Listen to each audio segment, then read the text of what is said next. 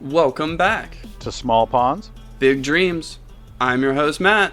And this is his co-host in crime, James. And we are here to provide you with fishy topics and knowledge weekly with some humorous antics on the side. So what do you say, Matt? You want to dive into this week's episode? Into the deep we go! Well, James, how are we doing this week? Fantastic. How are you doing? I could really deal without this cold. Yeah. I'm still ready to go to sleep and wake up in April. Yeah, me too. I wish it was a reality, but it's not. So, we'll just keep our hearts in, April. My heart lives in April? There's a song somewhere in that. Somewhere. Well, did you get to do anything fishy? Actually, I did do a little fishiness this last week. On Saturday, me and a good buddy went out, and he started to teach me how to fly fish. Okay, all right. Tell me just a little bit more about that. Well, got to actually use the waders, which we'd only used once or twice before, which was fantastic. You know my view on getting in the water. I need a new pair. Yeah. It gave me a wicked blister. I'm cool. I'm never putting those on again. I need a new pair, yeah, but I digress. With the right socks and the right pants, it turned out okay. I think I was wearing shorts. That might have been my mistake. So you're saying user error? Yeah, complete user error. Though it does give me a massive wedgie throughout the whole day. Frontal or backle? Bothel. A straight perineum wedge. I like it. Okay, so back to fly fishing, I guess. Yep. So he took me out on the river, gave me some nice lessons. Learned how to cast. Was the first 3 hours probably. It is completely different than casting a spinning rod or a bait caster. It feels more like an art. There's more of a flow and a rhythm to it. It very much intrigued me. My buddy said I picked it up fast, but I think he was just being nice. It got a little frustrating at times, but it was a great time. I enjoyed every second of it, honestly. We hit that river, mostly just casted for a while, learning how to cast, not really fishing it. And we did a little bit of fishing down the river once I got at least a little bit of a hang of it. And then we left that spot and went to a little creek because we weren't catching anything. And we hit this little creek for a while. It was a nice long walk down a creek, very nostalgic from last year. And your boy hooked up on his first fish on a fly rod and first fish of the year. I'm calling it now. It was a whole 1 inch to 1 1/4 inch long shiner. Oh my gosh. That means your log starts off at an inch? Yep. My first fish of the year is an inch. You got nowhere to grow but from here, my man. I know. It's only going up. But the real question is are you going to ever log another one of those in your log this year? That's the real question. You think you're catching any more of those? Hopefully not. Hopefully the rest of the year will be filled with at least a little bigger fish. Okay, I hope so. I mean, because at an inch, was the fight? Would you say the fight was better on... how was the fight on an inch fish? Because I've caught an inch fish on a spinning rod, and I know unless I have an ultralight to the bank on the hook set, right? Well, it depends on what the species is. Bluegill, yeah, he was like gone. There really wasn't much of a fight, but it was very interesting and different to reel in a fish by hand instead of a reel. I enjoyed it. I am looking forward to many more catches. We were using, hopefully I've got this right, a blowtorch fly with a indicator on it. So it's kind of like your old style nostalgic bobber fishing. So you throw it down in the current and let the current take it down and watch your indicator. And this guy bit it about 3 or 4 times, not hitting it. And I kept having to throw back in the current coming down. He finally hit it on about the 4th time by. And just reeled him right in. It's kind of like, it reminds me of, the indicator definitely reminds me of a bobber. But it comparatively to our river fishing that we've done, it kind of sounds like to me like launching up a paddle tail up the stream current and bringing it down, right? Because were you going with the current or were you going from up current, down current? I don't know how, if I'm saying, it sounds Those are the confusing as same shit. thing. I know, I realized it after I said it. Going with the current by throwing it up current and Yeah. letting it come down with the current. You're not really That's what reeling I it, you're meant. letting the current take it down. That's what I thought Yeah. you were doing, and that's what I do with a paddle tail. And that's a big difference with bass fishing. Like, you're fishing the current, where that seam where the current meets the still and not fishing like the actual still, really. Yeah, like where you're looking for the eddy. Current and letting it take you down past the eddy. We're still really new to river fishing, though. Sure. We could be talking right out our ass. Completely. I do it often. You should seek a doctor. I mean, that sounds a little... You got things backwards there, dog. It's just a little party trick of mine. Ah, nice, nice. After you've had too many, it's just like, oh, here's a party trick. Yeah. Well, I mean, it sounds like a good time. I've never touched a fly rod, so that's definitely very interesting. But I'm glad that you got to get out and go fishing and catch something. Yeah. Better than throwing a skunk on the year. Exactly. And got in the water. It was always a good time, and I'm really looking forward to going again. Nice, nice. Yeah, was it cold? Was your legs I was cold? wearing 3 layers on the bottom and top, and the waders on top of that. I really didn't feel the cold much. Even in my hand that was handling the wet line the whole time really didn't get too cold. Okay. But the water was probably... What was that day, 44? Because, yeah, we were mid-40s. Yeah. We had a little bit of a warm-up before then, right? Yeah. But it was on the cool down. Okay. But you're going for a different species than Yeah. what we normally would go for, so I don't even know what's going on there. I can tell you what's going on maybe with a smallmouth. Yeah, they're sitting in those eddies. Yeah, at the bottom. Yeah. Probably. But with that warm-up, they probably would have had some feeding time in between there. I just didn't get to go. I didn't do anything fishy last week. Nothing? No, I mean, unless you count playing a Nintendo Switch game, that's a fishing game, then yes. I played Cast and Chill for too many hours. Gotta catch 'em all. You know what I mean? So yeah, other than that, no. I haven't even ordered anything. I haven't even looked at merchandise at all. So kind of I don't know, it's that time of year where I'm ready to prepare, but I know if I start to prepare too soon, I'm going to get like burnt. Because I'm like, I'm ready, but the world is not ready for what I'm ready for. Yeah, because we're finally slipping into what's going to be a steady cold temperature. Yeah, which kind of sucked because I was kind of hoping it would hold out to the fishing expo. Yeah. Because then I was like, ooh, could we go do a little like Columbus Send while we're at the expo? But I don't think that's going to be a reality unless I don't know. I'm not a meteorologist or anything, but we might be ice fishing. Yeah. I thought about that. Would you go ice fishing? Because if we get a couple more days of this, I'm saying the ponds are ready. I don't know. We've said before that we wouldn't go ice fishing without a shack and doing real ice fishing. I mean, we could probably find a shack. Again, I'm telling you, I got an I don't old think tent. our ice will hold a shack. No, probably not. A tent? Yeah, we could do a tent. Do a tent. I will consider it with a tent. Well, I'll consider cutting a hole out at the bottom of my tent then. Yeah, I'm nothing fishing. I really hope to have something next week fishing, but we'll see how that goes. I don't have anything planned fishing for this weekend either. I'm cleaning my house like I have been for the last 2 weekends, but that's fine. It's got to get done. So, I think the only other thing we had in the beginning here that we needed to go over is a little bit of changes coming to the podcast in our 2026 year. This is our second episode, 2026? Yep. No, this is third. Nope. Second. Second? Yep. We didn't drop one on the 5th. We didn't drop one on the 5th. That's right. So this is our second of 2026, and we've already had our first major change happening last episode. We had the departure of Kyle from Small Ponds, Big Dreams. Just going to leave it as he just had some personal reasons that he just needed to step away. As we said in the end of that episode, it wasn't a goodbye. It was just a later for now. I think we'll definitely hear from him in the future. But just want to give him his love from the podcast. Hope everything goes, what would you say, accordingly to plan for him. Yeah. As hope everything's positive for Kyle.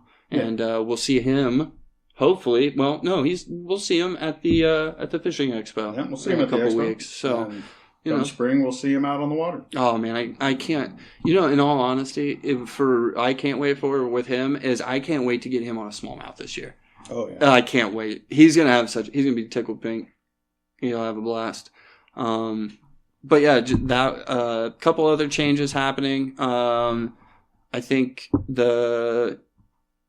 we've only done this. Have we done in person before? Yeah, we've done it one time, right? Me and we've you. done segments. That's what it was.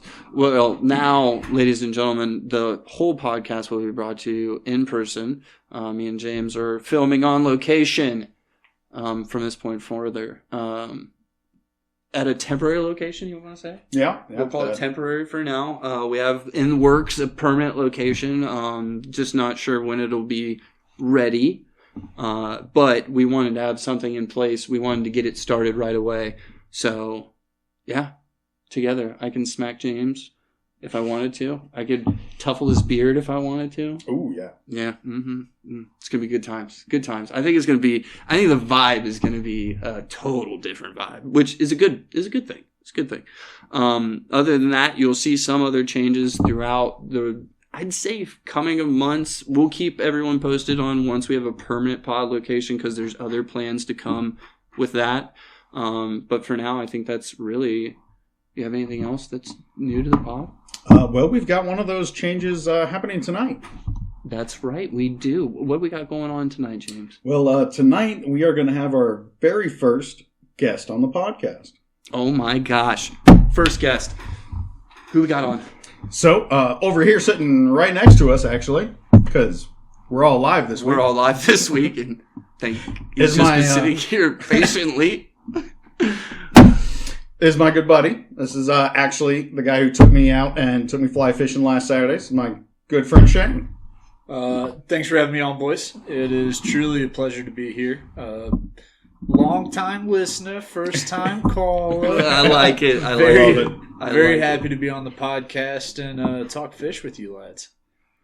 I think I'm glad you're here. I am. When we originally pitched this idea, it was like perfect. I was like, there's nobody better to have as a first guest and a better perspective to have, especially with you being able to take James out now for his first time fly fishing. I thought it was perfect. Yeah, he did shockingly well for a first timer. He definitely did a lot better than me. First few times on the river, having nothing but YouTube videos and a dream to propel me forward. And really think it's important, not just for fishing in general, but bass fishing especially, to kind of diversify your knowledge. If you can look at the river or a pond a different way, you can maybe apply some of those disciplines to bass fishing. And just got to say, big fan of all things fishy, so happy to be here. We are also big fans of all things fishy. All things fishy, and extremely happy to have you here. Yeah. I think the best thing for the listener is let's at least dive in a little bit of a backstory of yours. So when did you start fishing? Have you always been a fisherman, or is this something you stumbled on later in life? So I am your typical Midwestern country boy. I do not remember a time in my life when I was not fishing. Like pretty much everyone started with worm and a bobber on bluegill. I still think it's the most fun you can have with your pants on. There's nothing better than ripping bluegill out of a pond with a night crawler and a bobber. Did that for a long time. Did a lot of catfishing as a youth on the Kaskaskia, the Mississippi, pretty much anything bigger than a puddle. Love me a good catfish fillet. Got a little older into middle school like a lot of guys and transitioned into bass fishing. Bass fished on my college team. I won't shout out my alma mater because I still owe them money. You will not know who they are. But was a bass fisherman in college. I will admit I am not the best bass fisherman. I have a good time. I catch fish, and that's about all I can say about that. Nothing fancy. I like throwing an 8-inch power worm. Big fan of the pumpkin green.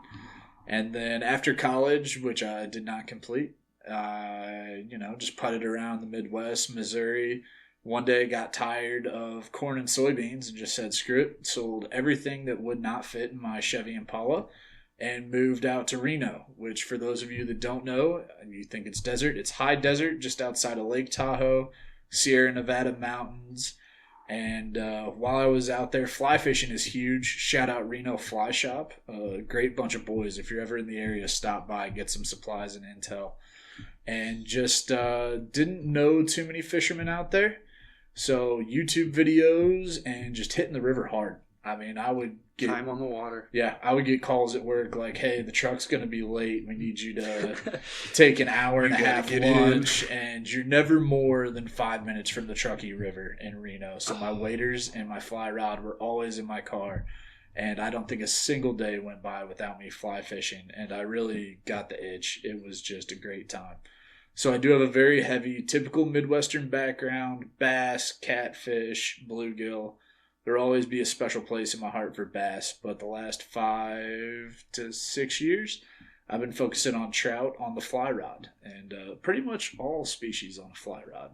Okay. And it's been a hell of a time. Nice. Okay. All right. That sounds like fun. I've never, ever caught a trout. Have you ever caught a trout? No, not yet, but Incoming. What kind of trout species do we have in Ohio? So one of the main bodies of water in western Ohio is the Mad River.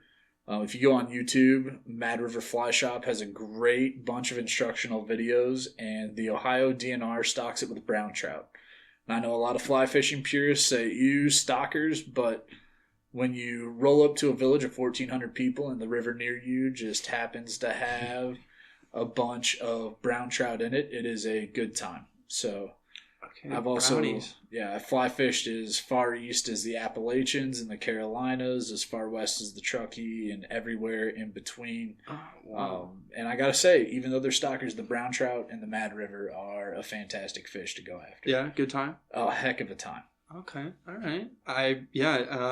Now in the Mad, you've got the brown. Is brown like our only trout species in Ohio? Do we have others? We do have others, because you got to remember, up in northern Ohio we connect to the Great Lakes. Yep. So there's I believe steelhead and a lot of other much bigger trout, but in our little neck of the woods, brown trout. And I forgot, the DNR every spring also does rainbow trout, which if you go on Ohio DNR's website, you can find the release schedule for the bodies of water and the dates for when they release rainbow trout. And that is also a good time to catch on the fly. I'm using rainbow trout more in that river yeah, as a colorway. Didn't I think never about that. thought about that Yeah.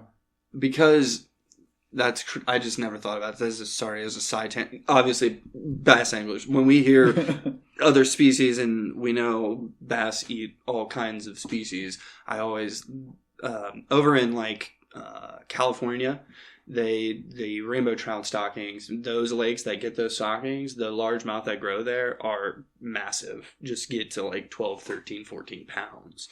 And just hearing that, I'm like, the smallmouth might be eating themselves some rainbow trout. And I think that's another good reason to bring in the fly fishing on the bass fishing discussion, because we had never even considered that as a food source or colorway for our lures. And here we go. Right, and not even that. I say that too because I have a mag draft in a rainbow trout way, and I also have I think I also have a crankbait in rainbow trout way colorway. But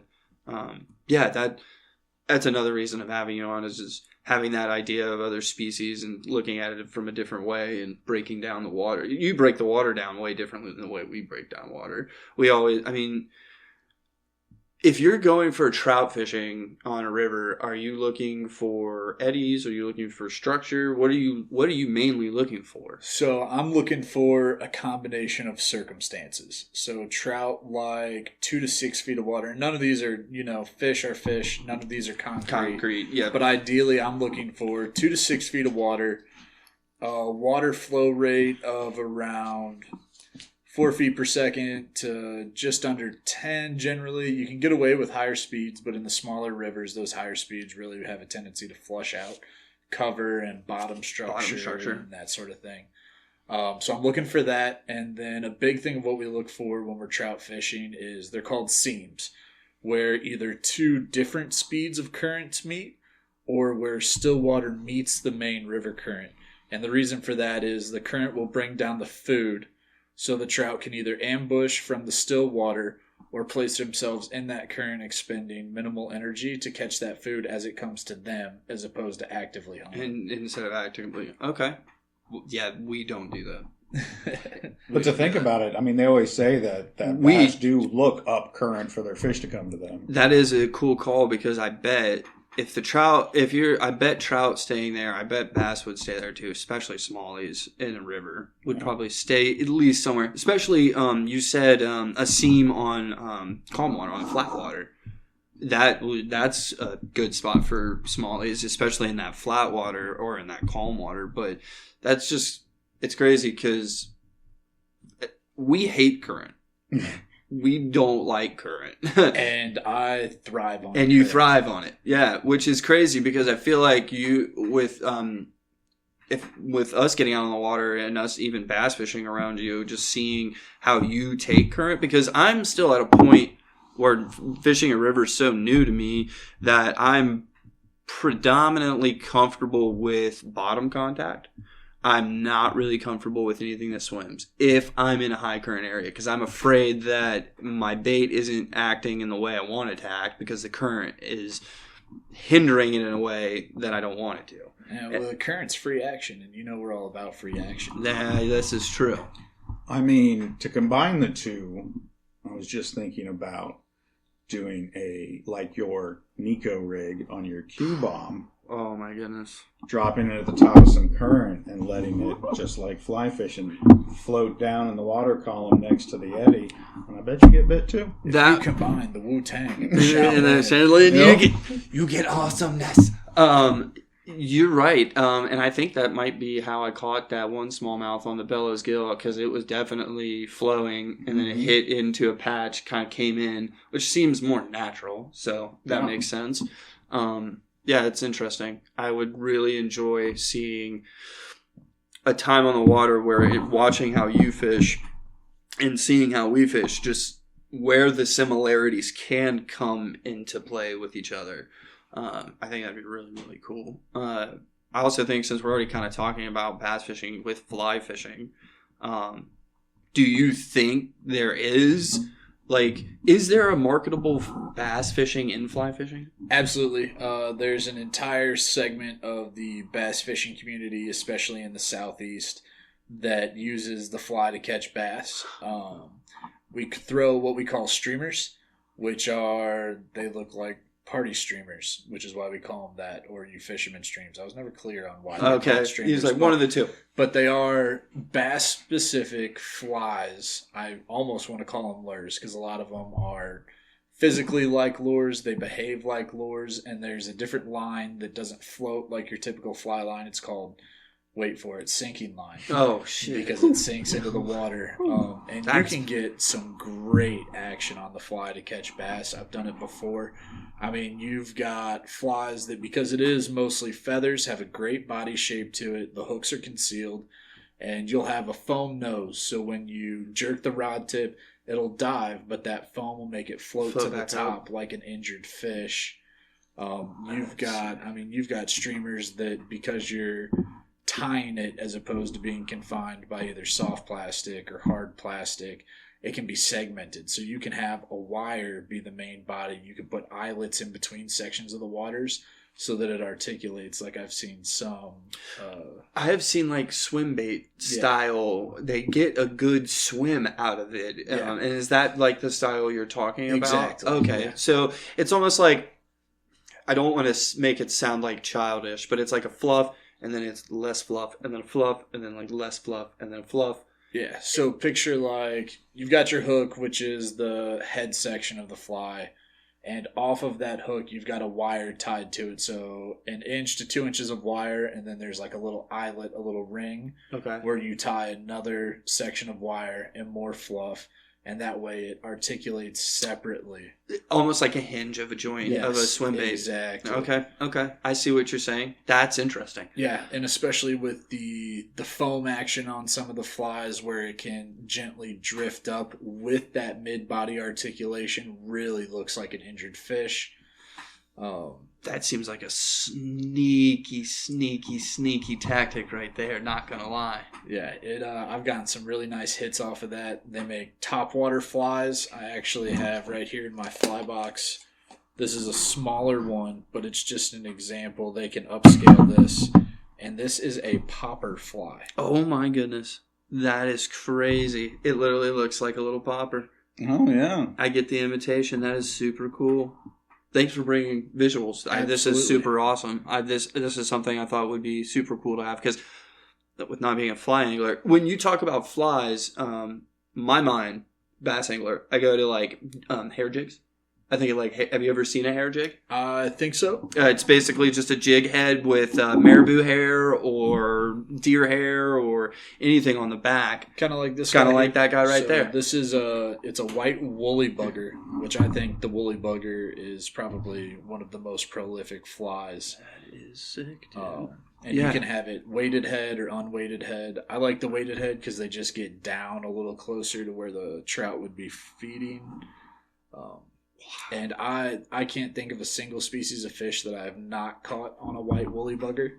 I mean, they catch fish flat out. That's super cool. The woolly bugger is definitely something I have heard of before in the fly community. Yeah. That's super cool. I think it's one of the most common for a reason because I've caught largemouth, bluegill, perch. It looks like a tasty little caterpillar. It does. yeah. I mean, it really does. Now, on your fly rod, what's your biggest catch on your fly rod? Biggest catch on the fly rod. I have not been able to fish salmon yet or get out in the coastal ocean running salmon or off the Great Lakes. I would say a solid 2-pounder, like 16, 18 incher. And those are not uncommon in the Mad River, which is my primary fishery. Okay. Those are easily catchable year-round. We're actually in the sweet spot right now. The trout prefer colder water. Mm-hmm. That's nice. Yeah. Bass do well. Smallmouth like cold water, but they kind of cap out at a point. Largemouth no go-y on the cold water. My first brown trout in the Mad River, there's snow on the ground and my eyelets are freezing.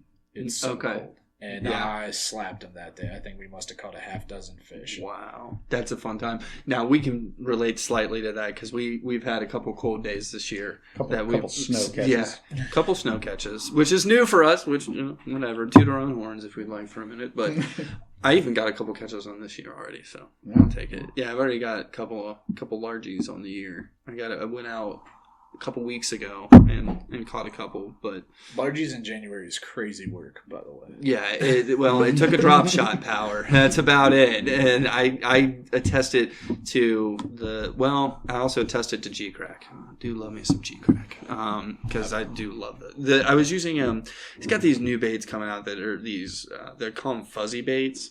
So it's just like it's a soft plastic, but it's got jig silicone hairs run through it. So to me, it was like a cool combination of a jig and a soft plastic. You don't need a trailer, you don't need a jig, you just need this. And I had that on a drop shot, and oh man, That sounds sexy. it was a fun time. And we've talked a lot of shit about the drop shot, and that's why I was kind of like, okay, of course you're gonna work, so I gotta eat my words. Thank you, appreciate it. I'd pay $1 to see that. Yeah, it's a good time. That'd be fun to show you a couple with your bass fishing, which you know of bass fishing. There's a lot of rigs nowadays that are a little interesting that kind of are a take on older rigs. I know before we got on here, you talked about the Wacky rig, and then James just talked about the Nico rig. That's like basically the Wacky rig is the Nico rig, but what they do is on the worm, they put a nail weight in the head of it. So when it goes down, it goes straight down and it sits straight up on the bottom. I like Just that a lot. wiggly. It's like a Wacky had a baby with the Ned. Yes. And that was Yes. the Nico rig. And it was a Nico rig. I like that a lot. And we like that a lot around here because a lot of ponds that we fish typically have a lot of what I call snot grass on the bottom. Yeah. So you can't fish that Ned. You're just going to pick up grass all the time. So I started getting hip to this rig because your hook sits about halfway up the worm. So you're not really contacting anything. So that one's been a good one for us as well. So fly fishing. I think the next part is I want to know how beginner friendly is it. I know bass fishing. You look at bass fishing and you're like, oh, this sport, I'm not going to have to pay much for at all. This is going to be easy. And you start getting into the nitty gritty and it gets expensive. Is fly fishing really a little bit more budget friendly? I don't know if I would say budget friendly. I kind of liken it to pizza or beer. Like, you're always going to have your Domino's $5.99. RIP that deal. I think it's $6.99. It is. It is. For pick any two. And then you're going to have, your Michelin star Italian restaurant that offers you a 1/4 inch of flatbread and calls it pizza. I personally am still using the same Cabela's waders and fly fishing combo that I bought right before COVID in Reno, and I've had nothing but great results. I definitely suggest Facebook Marketplace. Oh, yeah. Yeah, I'm a big Marketplace proponent. Yep. That being said, Simms waders can go up to almost $1,000. Yeah. But there's nothing wrong with, especially if you don't know if you want to dedicate that kind of time and resources to fly fishing, get you some $40 Amazon waders, get you the cheapest intro fly rod that you can find, get it off Marketplace, and get on the water. You're going to catch fish with enough time. Hopefully you have a buddy that can kind of show you around. Another nice thing about fly fishing is because the weight of the fly line is what propels the line forward as opposed to the weight of a lure. You can practice anywhere without a fly tied on to the end of your fly rod.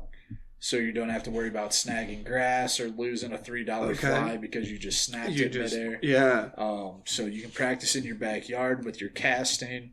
There's thousands of YouTube videos that'll show you how to do it, and it'll just kind of help.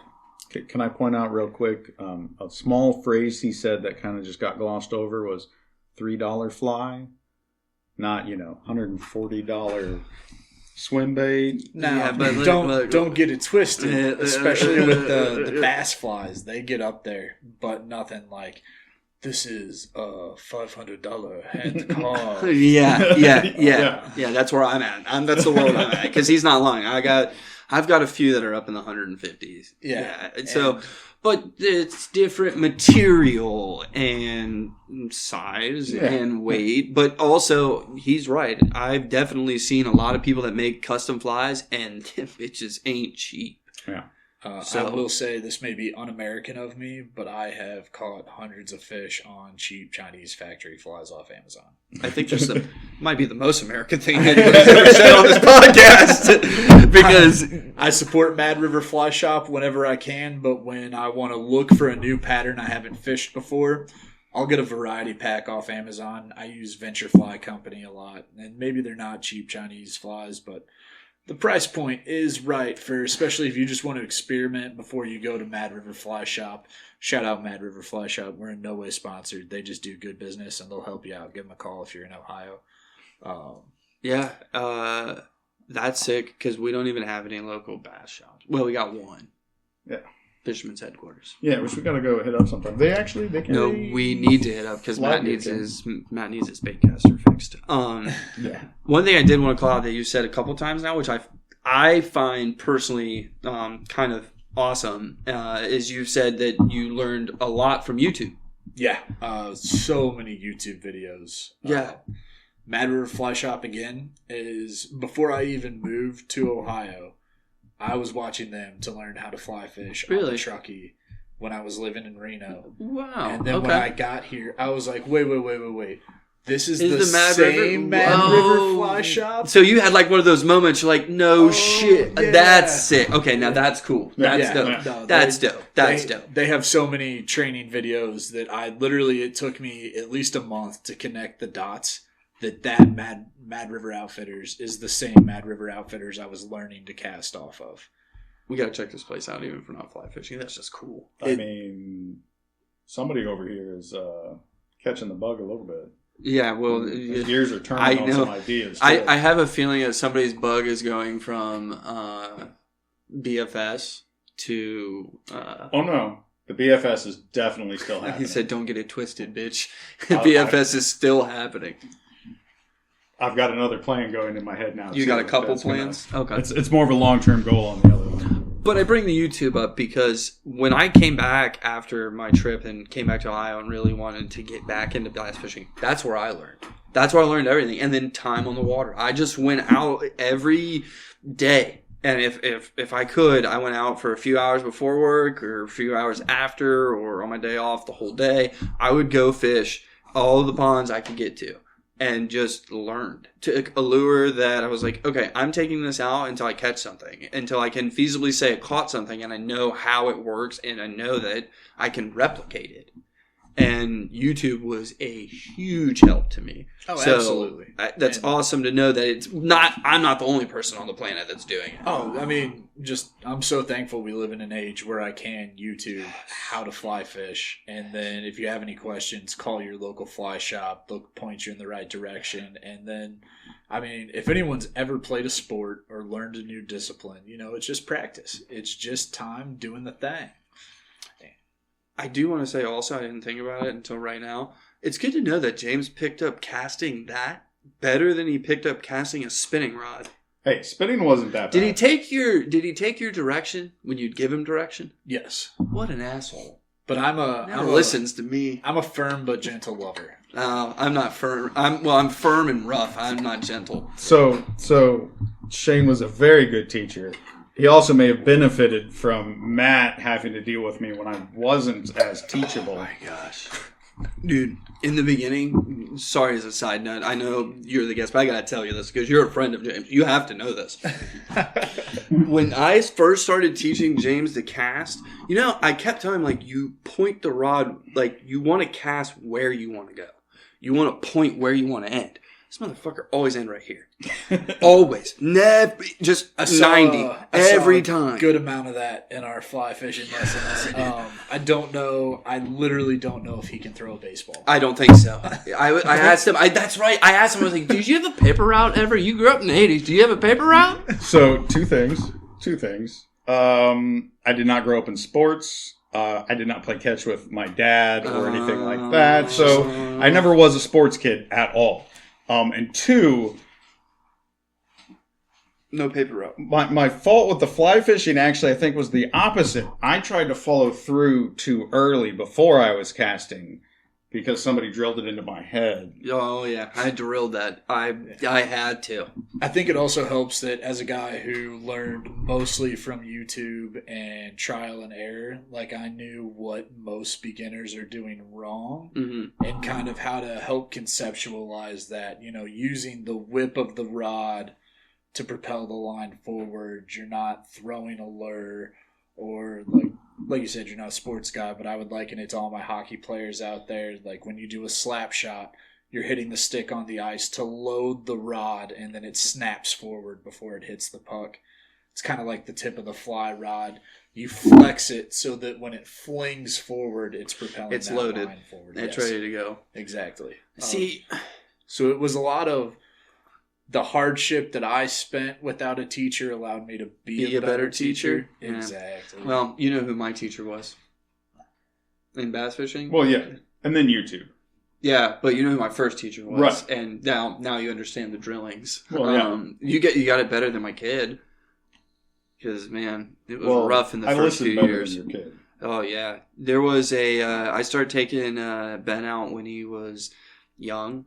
And it became very quick nope, you're going to need to be older before we do this. I sympathize. We are currently trying to teach our 2-year-old things that my wife believes we should be teaching a 2-year-old, and I think it's like trying to teach her to drive a car. Some things just need a little more prefrontal lobe development. That's where I was at, too, with the fishing. I was like, well, it was also like, you talked about bobber fishing, so that's what you do with a kid. You take a bobber fishing, but the problem is a kid, A, not going to put a worm on a hook, B, not going to take a fish off of a hook. So you're stuck doing all of that. So my dumb ass was like, the first time I take him out, I'm like, I'm taking him to the juiciest bluegill hole I've ever been to. I didn't touch a rod in the first hour. I think I got maybe a dozen casts in all day Yeah. Saturday fishing with James. Yeah, but at least with James, you're like watching progress. Like I'm watching my kid pull a 3-inch bluegill out on like repetition, like he's just catching the same fucker over and over again. You're like, and he's gut hooked him 5 times. You're like, shit, dude, stop killing him. Let him die. You're killing him faster than we can eat him, dude. Quit. Yeah, Just let him die. so I get where it would be easy, but yes, James had a rough time in casting. But where I will give you credit is you picked a bait caster up faster than I anticipated you to. That's why when I knew about your fly fishing adventure, I'm like, oh, he'll pick it up. I know he'll pick it up. You give him a little bit of time, but he'll pick it up. Yeah, it was solid. And then when we hit what I will dubiously call Castle Creek, it was definitely a lot easier. I had planned on using a little 7-foot 4-weight ultralight. The reel did not cooperate. It was as old as both of us put together. I picked up secondhand off Facebook Marketplace. Shout out Facebook Marketplace. And so we had to haul that 9-footer. And I mean, this creek at its widest point must have been maybe 7 feet. But still, I mean, we like to be fancy when we fly fish, but it's a bobber. It's a bobber. Yeah. Now I'll give it. I normally use. They make yarn indicators, which is literally just a tuft of yarn tied to a rubber O-ring that you work onto your line. Okay. I like those a lot better. But all I had was these foam bobber deals. I don't even remember what they're called, but it was not bad. He did pretty well on that. I mean. It's January. Catching any fish, especially your first time out fly fishing. Take that as a win. Yeah, I probably went 100 times fly fishing before I could even pull creek shiners out. So would you say if you went ice fishing for the first time, snagged a minnow on the side of the head, pulled it up, and that's the only thing you saw on the end of your line, you'd call that a success? Is the Pope Catholic? Does it bear shit in the woods? Does the Pope shit in the woods? Oh, I've seen it. Yeah, Exactly. We're good. Yep. Okay. Tracking. I've caught I caught a fish out of the ice before. Yep. Yeah. Yeah, you gotta take the small wins like that, because otherwise you're just gonna be 24 years old crying in the middle of the Truckee River. Yeah. Oh, I've been there. Or you'll be in the backyard breaking your rod in half because you're so mad that you just accidentally just balled all the line out of it because you thought, oh, I showed my son I can cast this far, and it just went over the neighbor's fence and got stuck, and you tried to pull it, all your lines went like a coil just out from your line. You're just like, huh, fuck this. I don't even want to fly fish anymore as you're getting your waders on to walk to the river. Yep. That's like 4 days of skunking, and you're like, I'm going out again. I don't want to, but I have to. Oh, when I'm saying, like, I skunked for 2 years. Oh, wow. So you know what it's like. I mean, I You literally know what it's started from nothing and just built up the skills over those years. I was just like, nope, I'm not going to quit. I'm going to catch a gosh darn fish. Wow. Okay. I applaud that because I'd have gave up. I probably gave up on that There one. were many times where I was this close to giving up. I even told my girlfriend at the time, wife now, like, you know what? I'm done trying this. And then, that first creek shiner at Castle Creek, that got me excited. Yeah. I mean, that's good stuff right there. Yeah. I know how that is. There is something you cannot explain to anybody that doesn't fish what a fish catch is like. Yeah. It's just, you can't explain it. A lot of people that don't do it or have never done it, you can't explain the experience. And I almost had that as a Matt's ponderings the other day. Was a thought I had was how many people do you think, like, I lost my train of thought. To be honest with you, what was I talking about? It was just the satisfaction of the culmination of so many hundreds of hours. Yes. So much sweat, tears. I mean, you hook yourself with these tiny little flies until you learn why they recommend you have forceps. And then you drop your forceps in the river because you didn't know that you should probably have it on. Pro tip for beginning fly fishermen: put your forceps on a lanyard. You will drop them in the brush, in the river. They're gone. They're at the cheapest, like $12 a set. Put them on a lanyard. Just all of that. It's almost like losing your virginity. Yeah. All of that frustration, those failed attempts, that effort. And it happens, and she says yes. And you're in there. there. The bra is off. And then we're off. Thank you for bringing me back, because you did bring me back to what my thought was. And my thought was, what is it in fishing that is the biggest drive? And for me, as just to put an example, I love the puzzle piecing. I love figuring out the puzzle.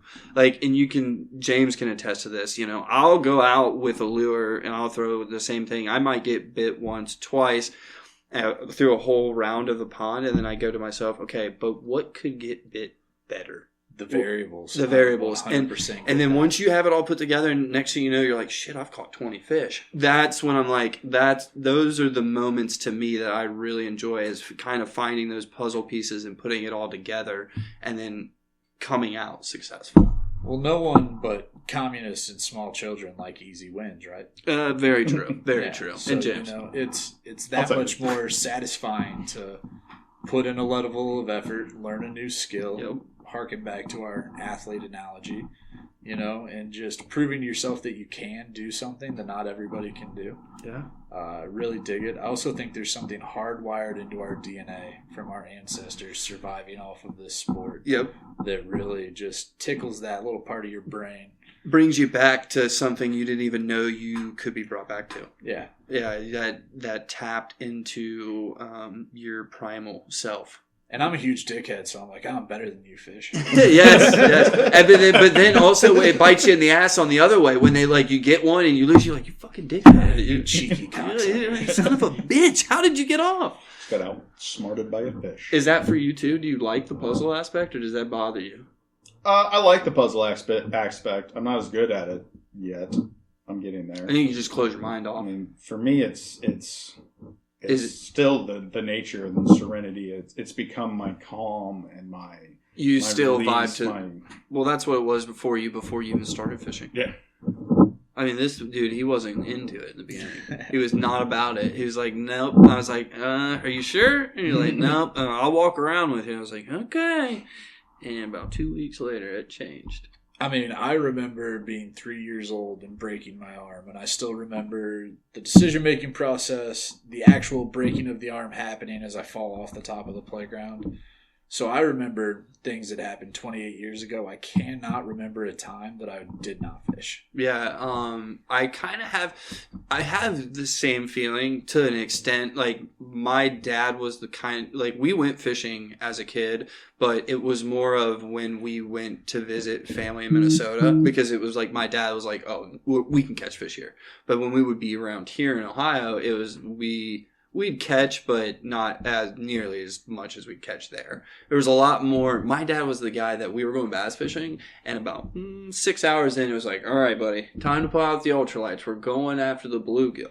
And there's not a darn thing wrong with No, there's not. I mean, kudos to my dad, because in all retrospect, what I didn't realize at the time is I was learning not about what I wanted to catch, but what about the species I wanted to catch was eating.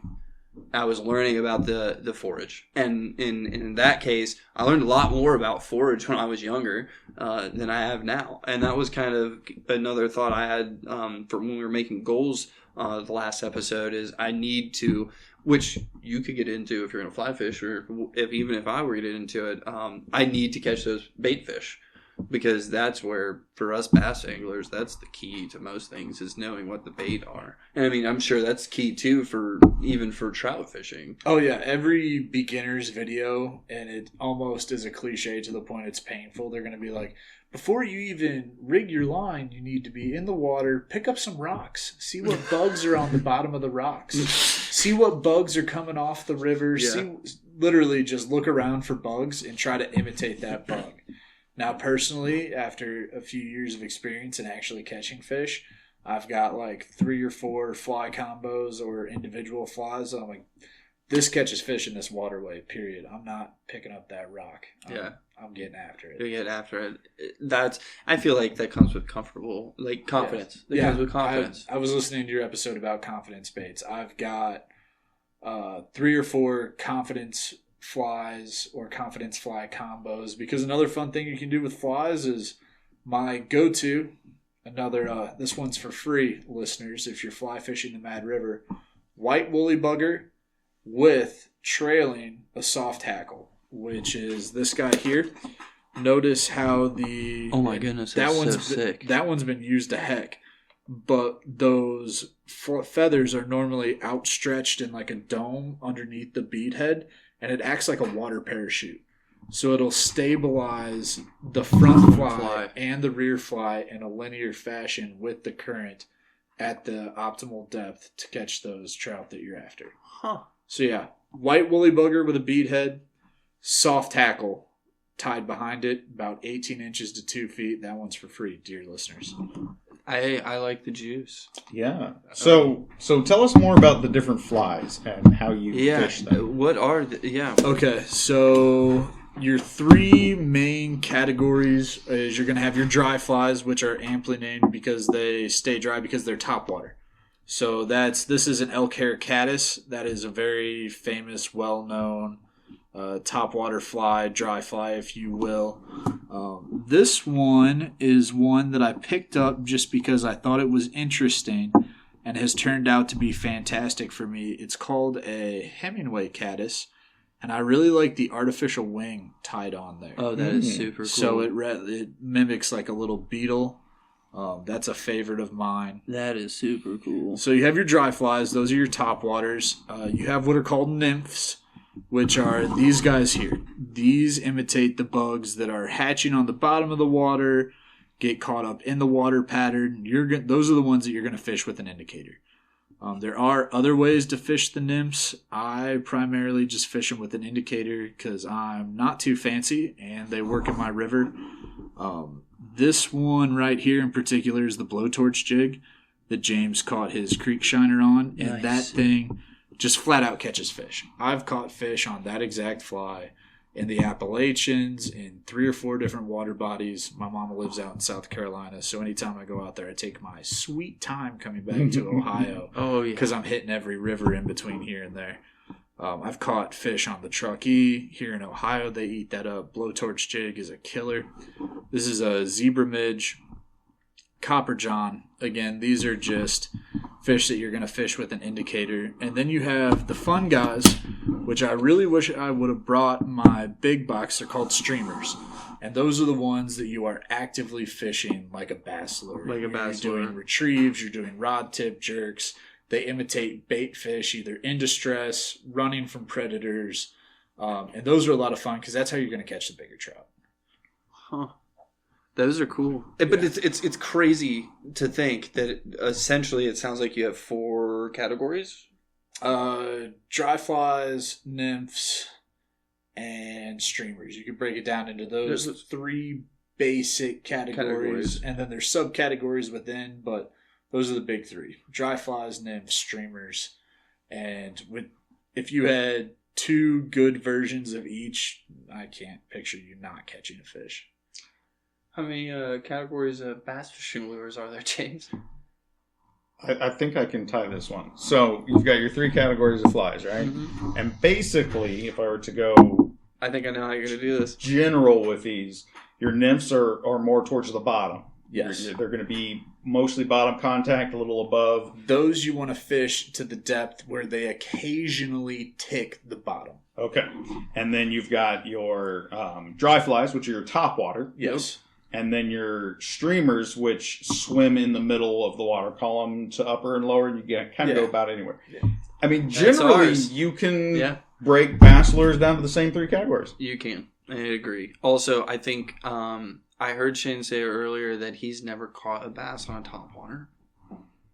Is that correct? That is correct. I've tried. It's never worked out for me. Caught it on a topwater fly? Have you caught bass with fly fishing? I have caught bass with fly fishing almost exclusively on streamers. We did fish that pond late last summer where I kept saying, like, God, I really wish I would have brought my fly rod because they were just annihilating top water. Yeah. And I really think if I'd had a dry fly out there, it would have been Crush City. Yeah. I think 2026, we got to take Shane out one time frog fishing. I know you roll your eyes at me, but... No, I'm with you. I'm just not going to throw a frog. I'm going to throw a poppin' shad. Okay, that's fine. I mean, essentially, still frog fishing. I know. Right, but that's fine. I'm not going to throw a regular frog. I'm going to throw a techo frog. But I think he would have fun if we could get on a good bite there. That would be really fun for him. And then I think you would love just a popper. Like, I grew up fishing a popper with my dad. I fished poppers for so many hours. That's like everybody's standard top water. Yep. I would say, and this is so dumb, it just shows what a redneck I am. I think I've caught 65 to 70% of all bass I've ever caught on a Texas rig. On a Texas rig? Yeah, I swear that's my confidence bait of choice. That's crazy, because that is one of probably the most least confident baits I have. And I have a lot of bottom contact baits that I like, but I've just never been very great with a Texas rig. I don't know what it is about the... Do you peg stop yours, or do you free weight your... I do sliding bullet weight. Yeah, but you don't stop your weight. You let it flow. Man, he would love a free rig. Get him on the free rig. I need to get you on a free rig. So I have free to rig, fish the free rig. it is essentially the same thing, but instead of using a bullet weight, you use a opened drop shot weight. So basically, what it allows it to do is that drop shot weight falls way quicker than that bullet weight does, and it allows your bait to really fall a lot slower. So you can get a little bit of a slower presentation, I guess, and you can stay in columns of water better. It's kind of like the best of weightless and weighted put together. Correct. But then obviously once your bait falls all the way down the bottom and it connects to it, when you pop it off the bottom, you're going to get what you normally get with your Texas rig. That same action. It just gives you, in the beginning cast, you get a little bit extra. So like, say like you're flipping in to buy some weeds or some toolies or something, right? It gives it that extra time to fall in front of that fish's face before you're doing your bottom That contact. subtle, slow burn descent. Yes. Dare I say, take him out with a buzzbait? You know, I think I've only thrown a buzzbait once. I've only gotten on a good buzzbait bite one time, and it was at Popo Park way back when. At dusk, right? At dusk. It was at dusk. And I was just, out of a whim, was watching YouTube, and they were fishing with a buzzbait, and I was like, man, fuck, I got one of these. Screw it, I'll take it up the pond. And I think first 5 minutes I had one. I was like, shit. And I had another one. And our philosophy in bass fishing is one fish is luck, two fish is a pattern. So I was like, once I got the second one, I was like, well, shit, I'm on a pattern. So I just started yanking them up. I think like 5 or 6 by the time I left. But that one's a fun one because it's just as you're going, then just. Is that the one with like the rotating propeller built into the shaft of the lure body? It's like it's a metal wire, and then it Okay. comes down, and it's a jig head at the end, and then it does have a propeller on the front of it. I'm trying to think of which one that one is that you're talking about. So I think what he's talking about is it's the prop bait, right? I think prop bait or spy bait. That's Okay. one of the two. It depends on. Are you thinking metal in the front? I'm thinking of, it's almost like a hard plastic cylinder, and in the middle there's a rotating plastic. You would see them trolling for muskie. Whopper plopper. That is the Whopper That is the plopper. Whopper Yeah. plopper. Yeah. You know what's crazy is never caught anything on one of those. I've only seen them work up in Wisconsin, and you literally troll it like you would ocean fishing, just dragging it behind the boat, and the muskie will come up and slap them. I mean, they love it. There we go. There's our muskie bait. Yeah, I was just about to say, have you come across... So we're really new to river fishing. Obviously, you seem to be predominantly a river fisherman. Do you come across any muskie or northerns in our rivers? Not in Ohio, but I haven't been looking. Okay. To be Like fair. you haven't hunted for them, basically. I went to college the first time up in northern Iowa, right on the Wisco border. So a lot of my boys Yeah. are Wisconsin guys, and so Yeah. we would troll for them up there, and done a bit of fishing like that. But in Ohio, it's just never been a target species for me, and I've heard rumors that they are in a reservoir near us. Okay. That would be a fun time. I've always thought that would be a fun species to go after. Because like, we'd fish for them in Minnesota. And the only story my dad has caught one. I've seen him catch one before. And then I one time was fishing a small pond there on the other side of a lake. And I was fishing my dad used to use crankbaits a lot surprisingly, as much as me and James hate crankbaits and treble hooks, which is changing this year, especially with throwing the lures we plan on throwing. My dad would use crankbaits, and he loved the red with the orange belly. And I'm just cranking in a little square bill, and I look down, and just the shadow of a big one goes by, and my asshole puckered so quick, and I'm freaking out as a little kid trying to get it again. My dad's laughing, like, he knows their nickname, the fish of 10,000 casts, but I'm like 9, so I have no idea. I'm like, oh, this fish will come right back. No, that's not how that species works.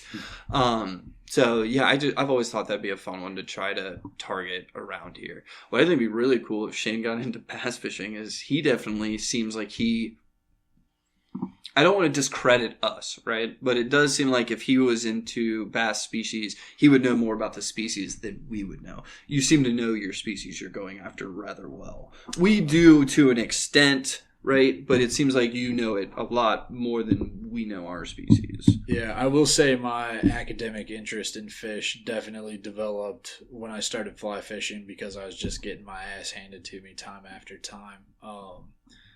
And, I've thought about getting back into bass fishing. I picked up an Abu spinning combo a couple of years ago. Okay. I've been dabbling a little bit. We get you on that Nico rig and you'll have a great catching time. Some dinks here and there. I caught the fly fishing bug Bad. And I've been focusing on that ever since. And a few decent bass on the streamers. And I think I just need to dial that a little more. Yeah, it'd be interesting to get you out on the GMR. 100%. Yeah, we all get out and have you out on the fly just to see how you would, just to see, one, how you would break it down differently than we are, and two, to see, like you said, you get more knowledge on the streamer on bass. I mean, the GMR is definitely a plentiful smallmouth. Yeah, we James and I have a canoe, the SS Thick Mistress. I love the name. Yeah, the Thick Mistress. She's a bountiful lady, but she's definitely more small body of water geared. So now that you lads are working on a little project, I don't know if the listeners know about that. We can tease it a little bit. We can tease it. There's a project. There's a project. There's a project. There's a project. I will say that there is a project. There is a side effect of the project is I think the project's threshold isn't as maximum as we had anticipated the threshold to be. But I will say, in my mind, also, I want to get a kayak, man. I watch a lot of kayak fishing, and there's two things I want to get into. One, my YouTube guilty pleasure is Homeless Fisherman. If you ever want to watch, he fishes like Texas, Japan, and Florida, but he goes like big bass fishing, but he does it all off of a paddleboard. And it is just so interesting to see how he can get into this skinny water, these, sneakier places in a bass boat or a kayak can, and how much of a payoff he gets from just being on that vessel. I will say there is a sizable paddleboard fly fishing community. Is it really? Yeah. That's so cool to hear. And my son is getting the paddleboard bug by watching this, and I'm starting to get it because $100 to $200 off Amazon. And I'm not going to lie, there are so many ponds that I don't see anything that says no paddle boards. So, Stop me if you can. Stop me if you can. So, question. How long is the Thick Mistress? The Thick Mistress is a 16-footer. She is just within the threshold of requiring to be registered by the DNR. Which I definitely did all the years that I've had her. She's totally been 100% registered in legal. She's fine. Look, the Thick Mistress, she's a law-abiding citizen. Okay, nothing. Just gears turning on something there. Don't worry. Yeah, I do feel like with all the modifications we've applied, I feel like we've really maxed her potential. And we've tried our darndest. And without some upgrades that would cost more than the vessel itself, I feel like we're kind of confined at the moment to our smaller rivers and ponds. Yeah. Yeah. Which if a boy here gets himself a paddleboard or a kayak, just means we should tandem. Yeah. Oh yeah. That's my theory, because like even in my theory with the paddleboard also is like when we were going through the creeks, there was tons of spots that got deep enough that we were like, I'm not getting to the balls. I'm good. We'll turn back around. When I had the paddleboard, I just jumped on the paddleboard and gone. And especially those one-person vessels in a river like the Mad, you start north, you drift down with the current, you find a spot, you hop off, you stow the board on the bank, you fish. Yeah. You fished it out, you hop back on the board, Yep. drift a little bit farther down the river. It's definitely something I like.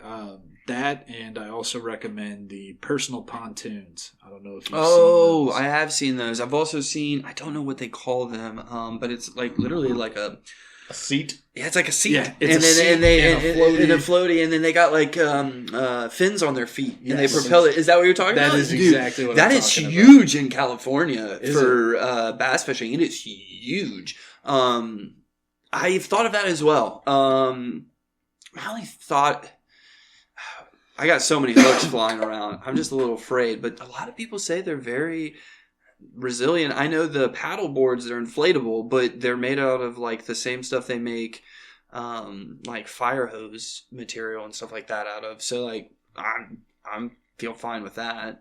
The guy I watched, he's had a hole in his, like a pinhole for 2 years, and he's still going. So, and he's homeless. So Yeah, best bass fisherman I know. Shout out Brandon Feldman. Hope you're listening.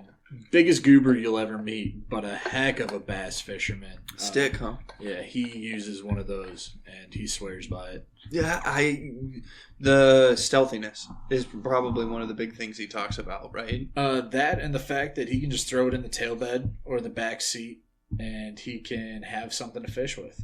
As opposed to having to haul around. something. Yeah. Yeah, because that was also my thought on the paddleboard. You deflate it, you put it in a book bag, you can be a bank angler now. Yeah. I mean, so it is something I'm thinking about, definitely. And being able to team up with you guys through a river, that sounds like a blast. For sure. So 2026 can be a fun time for that. So, you know, I've mentioned, I think previously, my uncle was a fly fisherman. But my mother actually mentioned the other day that he used to always take trips to Oregon every year to go fly fishing. Do you have like a destinations that you haven't been fly fishing that you want to go? So this is actually pretty embarrassing. Luckily, none of my family listens to this, but I had booked a fly fishing trip off the coast of Ireland and got into a bit of a kerfluffle the night before. And after dealing with the Garda and the hotel proprietor, missed that trip. I would really like to do some motherland fishing on the Emerald Isle. That and Patagonia, Argentina. Okay. Okay. I dream big. I mean, this is small pond, big dreams. Dreams, right? yes. Right, yeah. Welcome. So I'm a big dreamer. I would love to do Ireland, and I would love to do the Patagonia. Okay. Other than that, Yeah, give us some small pond side, something stateside you're looking to do. something stateside. Okay. Let me think. Because I've really, before I had my first child, I really got out there. I was about to say, it there's- sounds like he really did a lot of U.S. So, fishing. I guess the question's more of where haven't Like you it's like fished in I the felt like States? you were about to be like Hawaii or Alaska. Which one are you looking at? Alaska That's would what be I thought. amazing. Montana. Ooh, I've only okay. been through Montana twice and did not have the time to stop and float. Like the Missouri runs all the way from Montana or even maybe farther north than that. It has a confluence with the Mississippi outside like Alton, Illinois or Wood River, Illinois. So that is a huge river. I would love to fly fish Montana. I have a special place in my heart for Montana. I would have moved there long ago if I didn't hate the cold so much. yeah. Colorado, I feel like is kind of played out. Nothing wrong with Colorado fly fishing, just not the vibe I'm looking for. And then I've heard rumor and seen some good footage and photographs of the mountains in Idaho. No. I feel like Idaho is a very slept-on state. Idaho. Weedahos. Idaho's. We definitely do. So, weird side note, I've been on a couple cruises in my life, and one of my favorite things was going up on deck and there just being nothing but water everywhere, the feeling of freedom. And for some reason, I've kind of always tied that in my brain to the land equivalent would be Montana.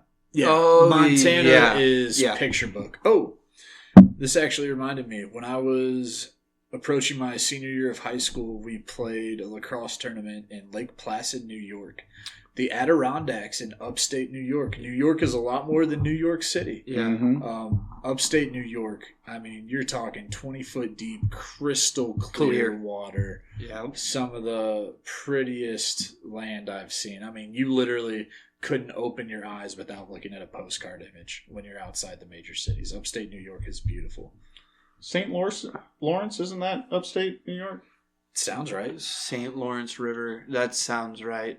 Yeah, that sounds right. That's a bucket list for me. Yeah, that's I really want to fish the Susquehanna. That's a big one for me. Dark brown water, dark brown smallmouth, like really dark smallmouth. That's a big one for me. I think that one would be pretty fun. And I know they probably have some sort of decent fly fishing there. I know one of the guys from Ashegan fly fishes, and they go to the Susky, so... I would like to throw this out there. Anywhere that you can fish, you can fly fish. Yeah, oh yeah. You're going to have to modify your approach, your tackle, but don't limit yourself to big trout rivers or anything crazy. Anywhere you can fish, you can fly fish. Yeah, I've got a guy that I see very frequently by a pond I go to a lot, and he's always fly fishing. He's catching the crap out of some crappie and some bluegill, and he's having a ball doing it because he's got a clicker, and he's just click, click, click. One time, I caught one at the same time, and I yelled across the pond like, "We doubled up!" And he looked at me, shook his head, clicked. I was like, "Damn, all right, I don't got a clicker, but like we doubled up. I mean, it's a double up." Back before my kid, it would literally anywhere we road trip to, I would get on this app called Trout Routes, and you can filter by like level of river. And I'd look on the map and be like, "There's 3 gold medal, blue ribbon trout rivers, trout streams in between us and our destination. I'm packing a tent. We're camping. That's the way to do it. That's just what's happening. You know. Oh look, we crossed the Davidson and the Oconaluftee on this road trip. Yeah, this is not going to be a single day drive. This is going to be a 3-day trip, and we're going to fish those rivers. So what I'm saying on the Montana aspect there, to bring it back a little, next year, I'll totally take a trip to Montana with you to go fly fishing. Montana will be one of the states I cross off my list. That's so I have a bucket list. I have a fishing bucket list that I just like jotted down. There's a really way more famous than our podcast, Ohio podcast, Tackle Talk podcast. If you like, it's a lot shorter, and his knowledge is good knowledge, and he does that. And I lost my train of thought again. God dang it! Bucket list. So he said make a bucket list, and my very first one I made 50 states. So you're moving on to my bucket list. You sound like you have almost completed that. I wouldn't say completed. I'm definitely comfortably in the double digits, maybe halfway down.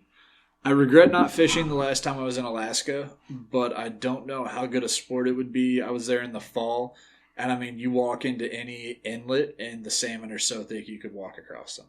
Okay. So, like, I mean, you couldn't miss. You couldn't miss if you tried. Yeah. And there's probably way better rivers than the very few that I saw, but I regret not fishing Alaska. Yeah, gosh, it would be harder for me to think of states that I haven't caught fish in than states that I have. That's not a problem I'm having yet. And that just comes from being a degenerate youth that couldn't sit still.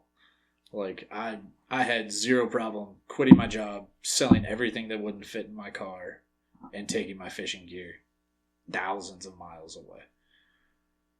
I would do it if I could. The thought has crossed my mind. I mean, I was a single childless man, so it was a luxury that not everybody is going to have. But single, childless. Okay, I checked both those boxes so far. Oh, you just didn't check the man box. Got it. Hey, well, you know. At least you've graduated to big boy. You're almost there. I think once we measure your height next time, you'll be there. I might. We'll see. I've been stretching. The baitcaster alone is a huge milestone that not all anglers hit. So, and I'm getting the fly. So, I mean, once I get the fly up there, you'll be above me. Yeah, you'll be above me. I'll I'll have to like pass on my card to you.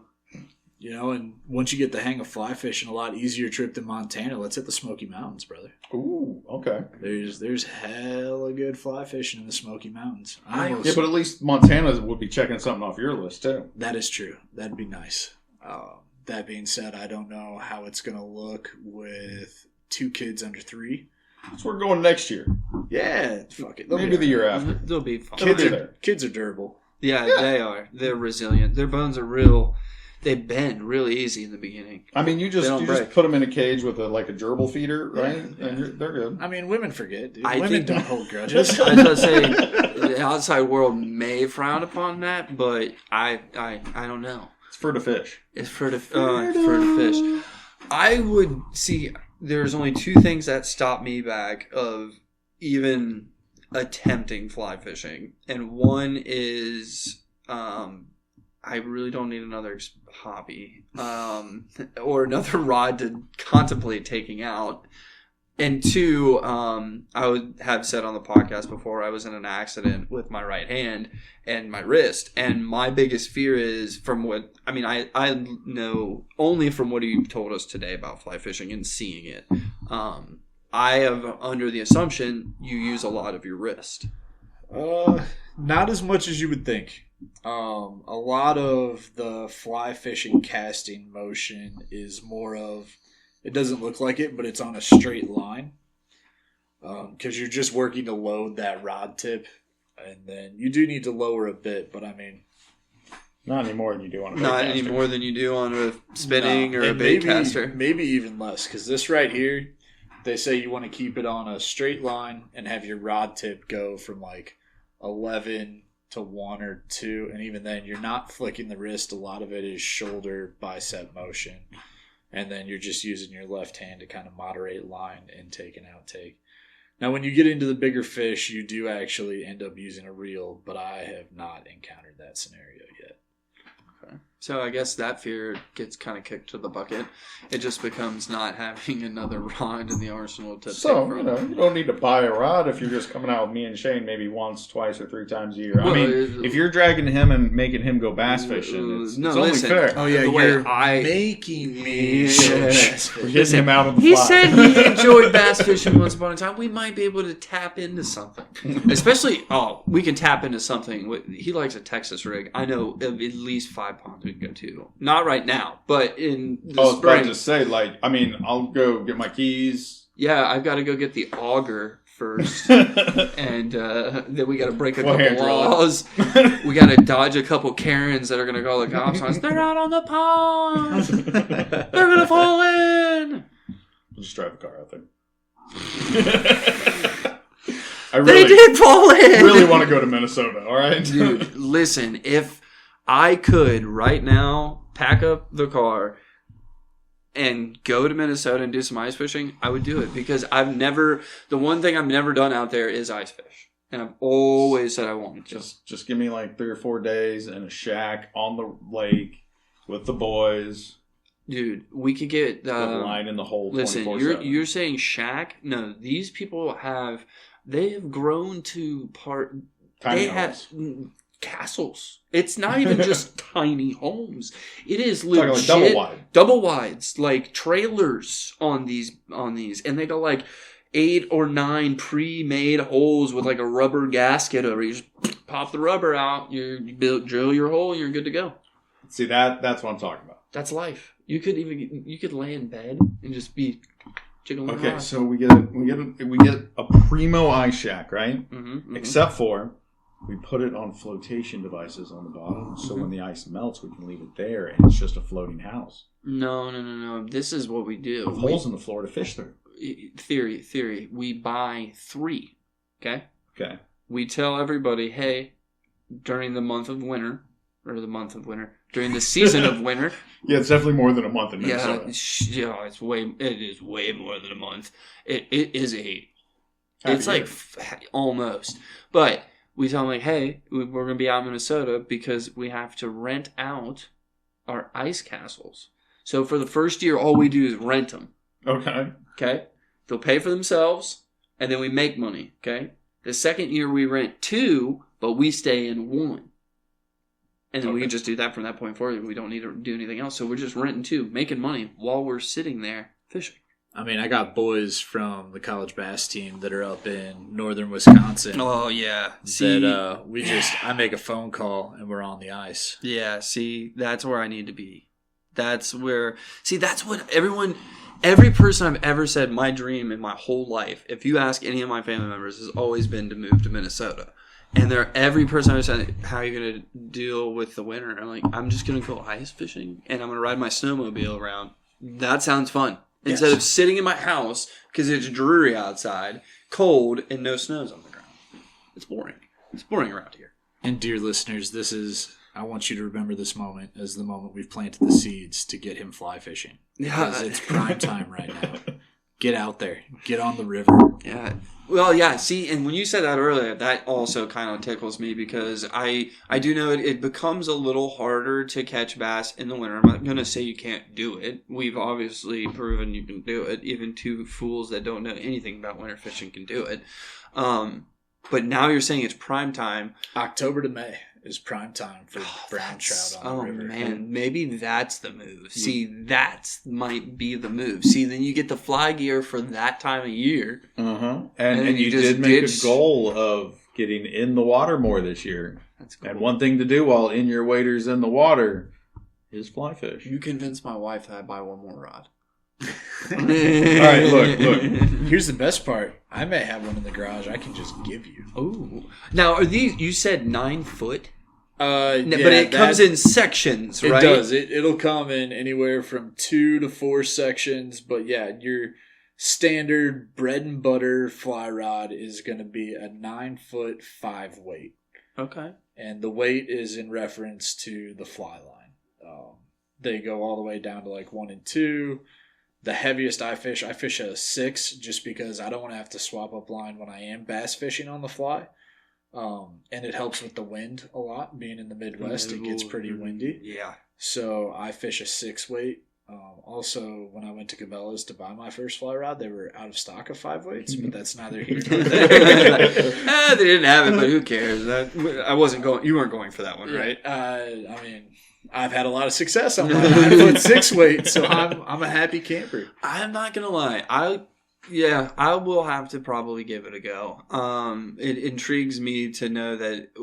What intrigues me is maybe that is. I have always said if ice fishing was here, it'd make it easier. Well, if we just switch over to fly fishing during that time of year, I mean, and I know I'm going to be able to go out and catch fish, and it's prime time. Yeah, I think that might be the move there.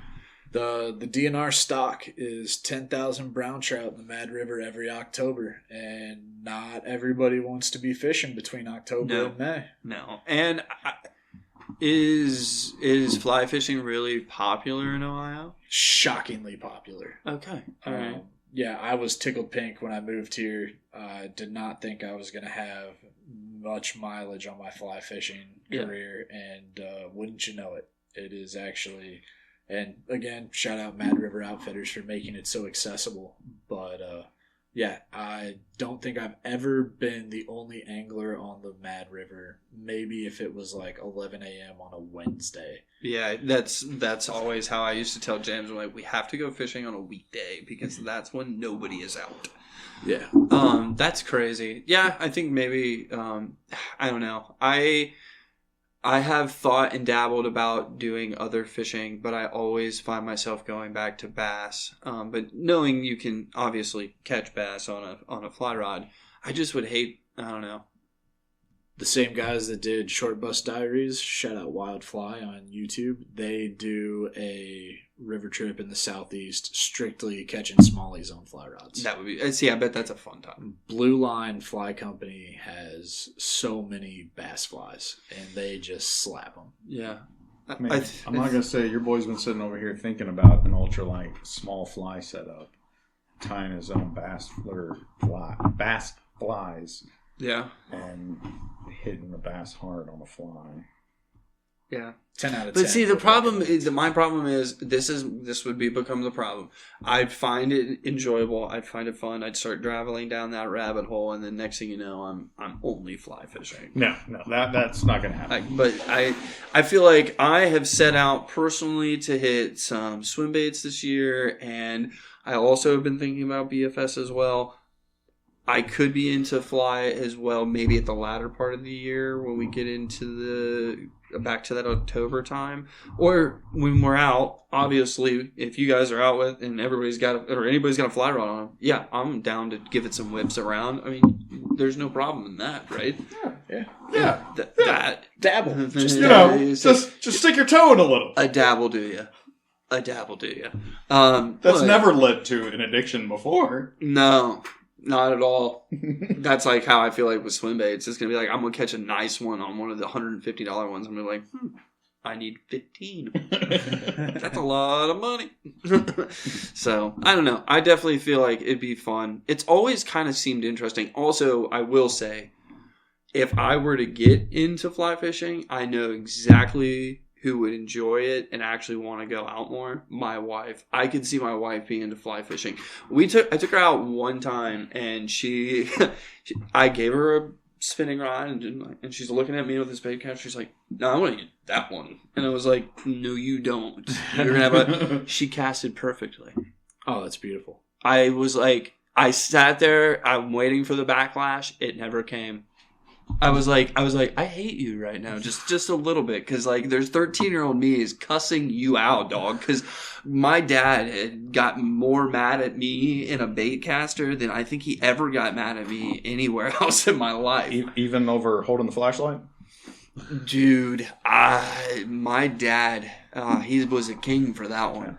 So, was the one she used the first, was that your DC?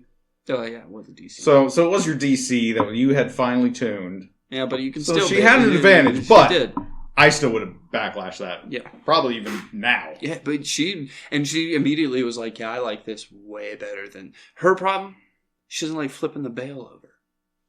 That's a weird problem to have. That's what I thought. I was like, "That's a kind of a weird problem to have." She's like, "But I just don't like doing that." I was like, "Okay, that's fine." There's no bail on a fly rod. But no, she has said in before, she's like, "Have you ever thought about fly fishing?" And I'm like, if she's bringing it up, then it might be something I think she would enjoy. So we go on a fly fishing trip. You and your wife stay in a nice hotel. Me and Shane will stay in a cabin or a tent.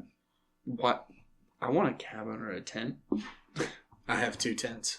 But, I think I got a tent, but I might be don't- putting a hole in the bottom of it. I don't see your wife as the roughing No, it type. she is not. I could definitely see her in some waders in the middle of a river. Don't get me wrong. That kind of roughing it, yes. But when it comes to my wife and her slumber, Yeah.